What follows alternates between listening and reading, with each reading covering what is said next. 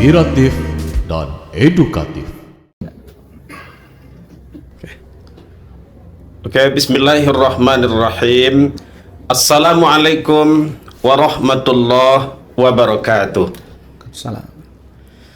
Para pemirsa MTSN 1 Padang TV, ketemu lagi dengan kami pada program inspiratif Ota Madrasah Omat.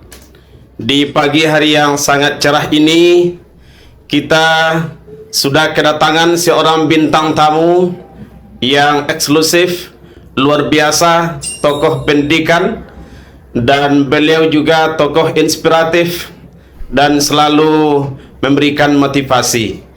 Nah, mari kita sapa narasumber kita atau bintang tamu kita pada pagi hari ini. Assalamualaikum warahmatullahi wabarakatuh, Pak. Waalaikumsalam warahmatullahi wabarakatuh. Gimana kabarnya pada pagi hari ini, Pak? Alhamdulillah pagi ini sehat walafiat dan insya Allah aman. Ya. Di tengah kesibukan Bapak, sekian banyak kabupaten kota, 19 kabupaten kota, sekian banyak madrasah, mulai dari MI, MTS, MA, dan juga RA. Ya, tentunya seorang kepala bidang pendidikan begitu sibuk, Pak. Nah, bagaimana kiat Bapak mengatur waktu dalam kesibukannya, Pak? Assalamualaikum warahmatullahi wabarakatuh. Waalaikumsalam warahmatullahi wabarakatuh. Yang kami banggakan dan muliakan para pemirsa inovatif ya, inovator pada Ota Madrasah MTSN 1 Padang.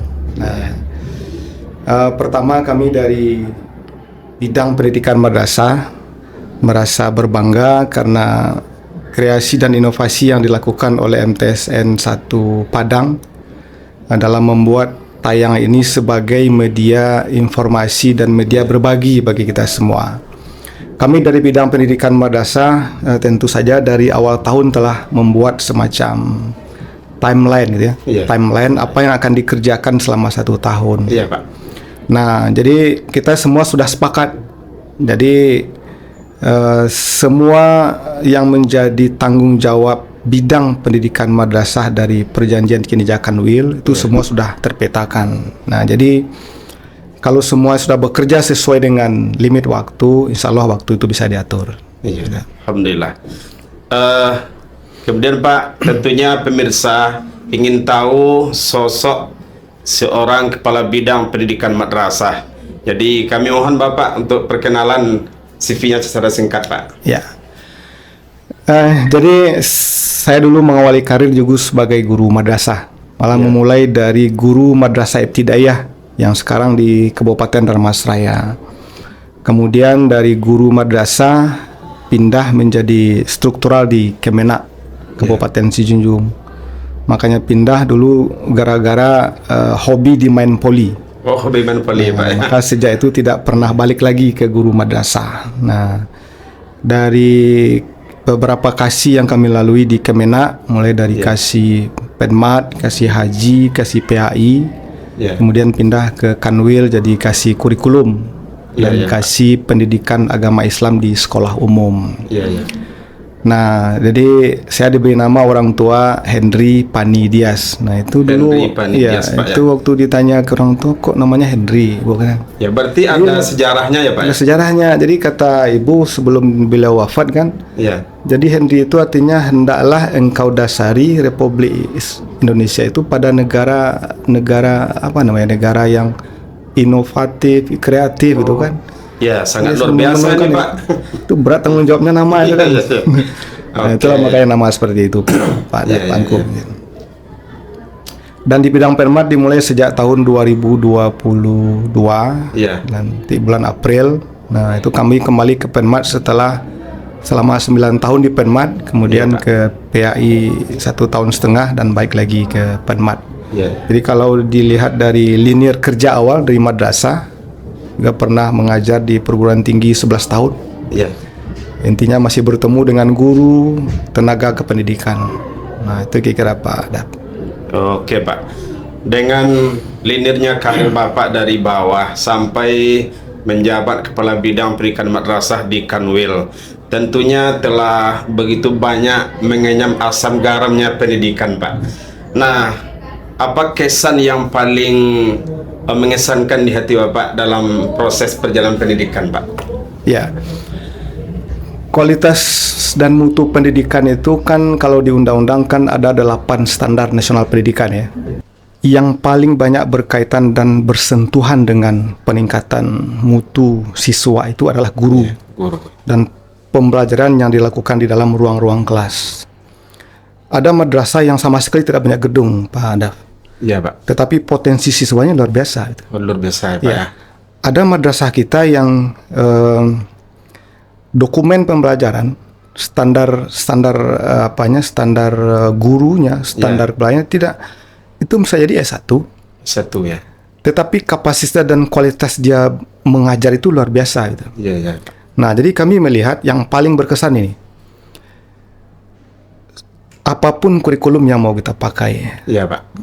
berapapun sarana prasarana yang mau kita penuhi, yang menentukan faktor yang paling utama menentukan standar kualitas itu adalah pembelajaran di dalam kelas. Pembelajaran. Nah, maka yang perlu kita tanya sekarang adalah ketika guru mengajar, Iya. jamin nggak siswa belajar? Iya, iya, Pak. Guru mengajar 24 jam, apa menjamin anak juga belajar 24 jam? Saya enggak paham, enggak yakin saya. Iya, iya. Ini artinya apa? Dari apa yang disampaikan guru belum tentu siswa melambah gitu. Jadi oleh sebab itu yang paling penting itu adalah guru harus meningkatkan SDM-nya, harus baca, harus literat, harus menguasai update ilmu pengetahuan yang terakhir gitu. Termasuk juga penguasaan digital ya, Pak ya. Penguasaan digitalnya. Nah, jadi mau kurikulum apapun yang kita pakai, update kompetensi dan keilmuan isi kepala, sikap, kemampuan dia mengajar, pedagogiknya mesti ditingkatkan. Berarti apapun makanannya, minuman tetap teh sosro kayak itu ya, Pak ya. Iya, artinya apa? Apapun yang mau kita rubah, tapi kalau mindset guru tidak berubah, ya minumannya tetap teh botol sosro gitu. Nah, ini yang harus kita rubah mindset ini. Nah. Jadi kalau ada guru yang tidak membaca, tidak update pengetahuan, cara belajarnya masih seperti 10 tahun yang lalu. Padahal guru itu kan al-muallim itu kan. Al-muallim itu orang yang mengetahui, orang yang banyak ilmu. Masa guru tidak punya ilmu? Itu yang mau diajar apa gitu. Nah, itu yang paling berkesan. Jadi stakeholder apapun di madrasah, Pak, dan semua hal yang berkaitan dengan di struktural, maka mesti fokus kepada update kompetensi, keilmuan, skill dan sikap guru. Yang lain akan mengikut. Oke, luar biasa Pak penjelasannya tentang kesan yang pernah Pak lalui selama karir di pendidikan dan juga di jabatan. Sangat luar biasa. Semoga ini juga jadi inspirasi Pak bagi guru untuk meningkatkan keprofesionalannya, kemudian kualitas dan mutunya, dan juga kapasitas dirinya sebagai seorang guru. Nah, sekarang Pak dalam rangka mengedukasi juga ini Pak. Baru-baru ini pihak Polda Sumatera Barat itu begitu gencar dan malah luar biasa mensosialisasikan yang disebut dengan Kamsel Tip Lantas, keamanan, keselamatan, tata tertib lalu lintas. Dan kemarin Pak baru saja tim Polda menjadi pembina upacara di MTSN 1 Kota Padang. Dan ada lagi 3 madrasah lainnya di Kota Padang yang diambil menjadi piloting atau pilot proyeknya sosialisasi ini. Dan juga dalam rangka diseminasi implementasi tata tertib lalu lintas masuk ke dalam kurikulum madrasah, khususnya pada pendidikan PKN gitu Pak. Nah, bagaimana pihak Kanwil atau bidang pendidikan madrasah Kanwil Sumatera Barat menyikapi hal ini, Pak? Ya, terima kasih Pak Adab. Sekarang bagaimana Kanwil menyikapi bagaimana implementasi atau pelaksanaan keamanan, keselamatan dan ketertiban berlalu lintas. Nah, khusus untuk Kota Padang kita melihat dari data dulu ya Pak Adab. Jumlah siswa di Kota Padang itu 18.964 orang. Jumlah guru 1.674. Itu jumlah yang 20.000 lebih itu Iya. itu setiap pagi bergerak dari rumah ke satuan pendidikan. Iya. Yang 20 itu melalui jalan-jalan utama atau setidak-tidaknya melalui jalan-jalan kecamatan Ya. dan jalan-jalan kabupaten kota. Itu mereka bergerak di jalan-jalan utama yang tingkat kepadatannya itu luar biasa. Kalau itu kalau itu diatur hanya oleh petugas polisi, jumlahnya sangat terbatas. Iya. Maka mesti ada cara lain gitu. Cara lain untuk mengatur bagaimana agar keselamatan siswa dan guru di jalan ini bisa ditata dan dikelola. Nah, maka salah satu caranya yang dilakukan oleh bidang pertama membuat MOU dengan Direktorat Lalu Lintas pada Polda Ada Sumatera MOU Barat. ya, Pak, Ada ya? MOU kita itu. MOU bagaimana menyiapkan bagaimana kesediaan dari Dirlantas untuk memberikan layanan terhadap siswa yang mobilitasnya setiap pagi 20.000 lebih. Iya, iya. Pertama MOU, kemudian yang kedua memberikan pengetahuan dan keterampilan kepada siswa sehingga siswa memahami ilmu pengetahuan tentang berlalu lintas, Iya. memahami keterampilan mengatur dan mengamankan teman sejawatnya ketika Ikut terjadi juga mengamankan ikut juga teman mengamankan sejawatnya. teman sejawatnya. Iya, iya. Nah, diharapkan nanti siswa akan turun ke lapangan setelah dilatih oleh kawan-kawan dari bapak-bapak dari Polda. Siswa akan terjun ke lapangan di madrasah masing-masingnya untuk memberikan bantuan pengamanan lalu lintas. Oke, Pak. Nah, kemudian yang ketiga, tumbuh budaya dan karakter dari siswa bahwa keamanan di jalan itu tanggung jawab bersama, bukan hanya tanggung jawab polisi gitu. Iya, iya, iya. Nah, lalu yang keempat, di samping membuat karakter dan budaya seperti itu kepada siswa, kita mengharapkan nanti pengetahuan berlalu lintas ini masuk ke dalam kurikulum. Bagaimana cara masuk ke dalam kurikulum? Secara spesifik dia mungkin bisa masuk ke mata pelajaran PKN. PKN ya. Nah, secara spesifik dia mungkin masuk kepada pelajaran akidah akhlak karena menyangkut dengan akhlak sesama ini. Iya, iya, Pak. Nah, bagaimana cara masuknya? Karena capaian pembelajaran itu telah ditentukan di dalam kurikulum, dia mungkin hanya bisa masuk di tujuan pembelajaran. Tujuan pembelajaran. Jadi tujuan pembelajaran kita kembangkan, ada semacam hidden kurikulum ya, kurikulum Hidden tersembunyi kurikulum, ya. ya. Dia terintegrasi dengan TP yang sudah ada di dalam capaian pembelajaran. Iya, iya, Pak. Jadi nanti tidak mesti hanya guru PKN, guru akidah akhlak pun juga bisa masuk. Guru geografi pun juga bisa masuk gitu. Karena ini menyangkut dengan penataan penduduk gitu. Iya.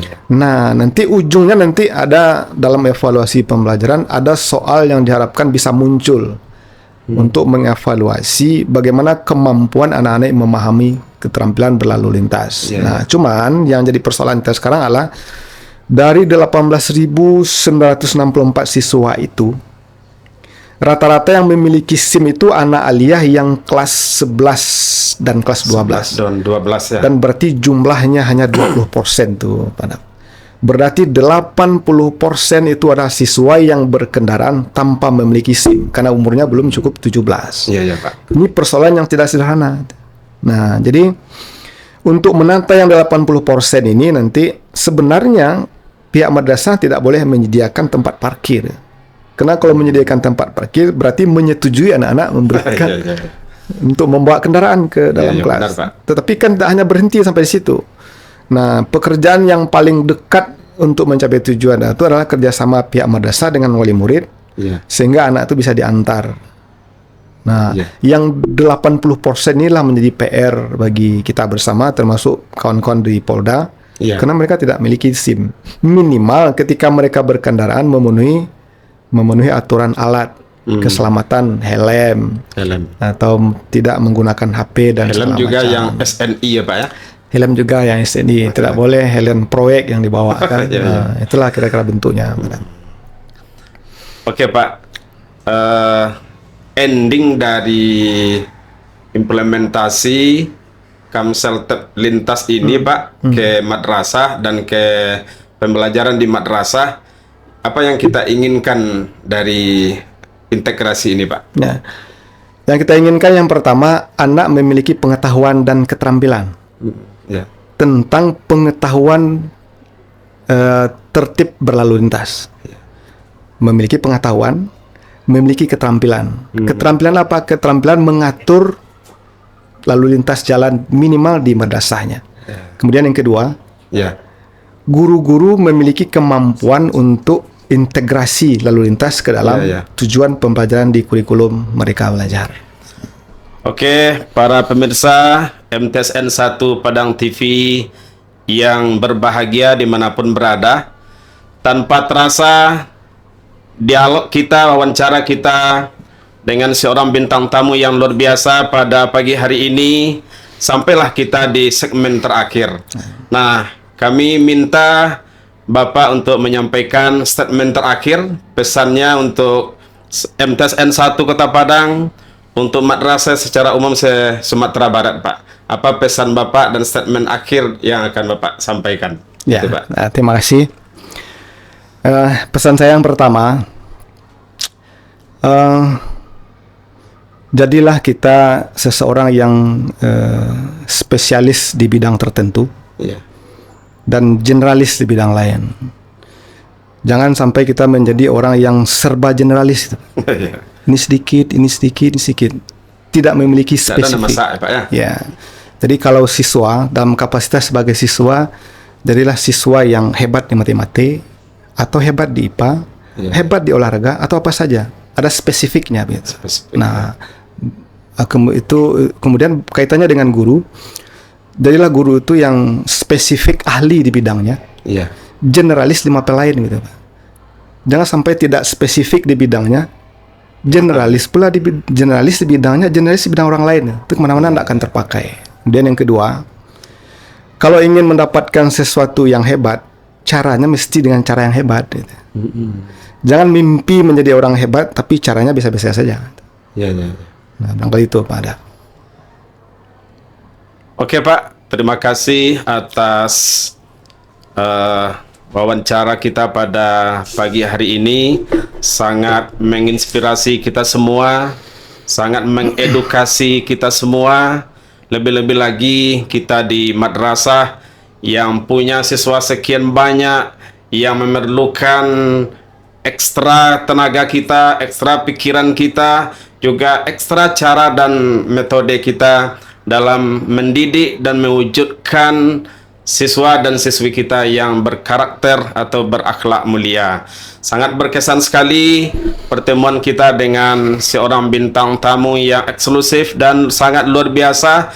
Dan terima kasih, Pak, waktunya di tengah kesibukan Bapak yang luar biasa. Namun Bapak bisa sempat ke ruangan podcast Humas MTSN 1 Padang ini. Terima kasih, selamat berjumpa di episode yang lain.